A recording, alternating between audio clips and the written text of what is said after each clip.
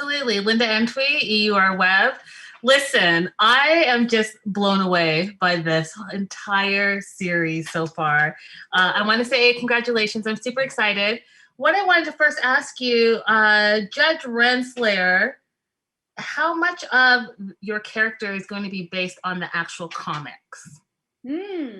Well, certainly how it was pitched to me initially from Kate Herron, our director, is that what we see of Renslayer in the TVA and in Loki, the show, is very much an origin story for what happens in the comics. So that's exciting to me because, you know, maybe there's potential for things to, you know, expand, and as we're dealing with time as well, you know, there's really infinite possibilities as to where things could go from here. Yes, you just gave me goosebumps because we know that your character in the comic book, sometimes she's good and sometimes she's bad, and in Loki as a judge she's seeming like she's good, but I'm like, is she too good?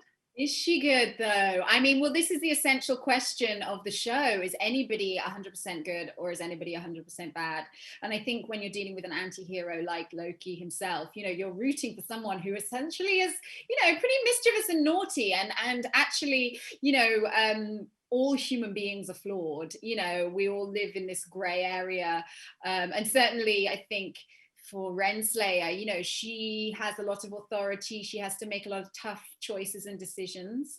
And, you know, in some ways, there are some morally gray decisions that she makes. And so, yeah, we'll see whether we judge her as being good or bad or just complicated. I feel like she's complicated because we already know that she's a daughter of a king from the 40th century Earth, but we know that she's a brilliant fighter and she's a master of weaponry in the comics. So in that second episode, I was floored. I was like, are we about to see something when she pulls the sword? I was like, oh, okay. So the judge has a lot of layers to her.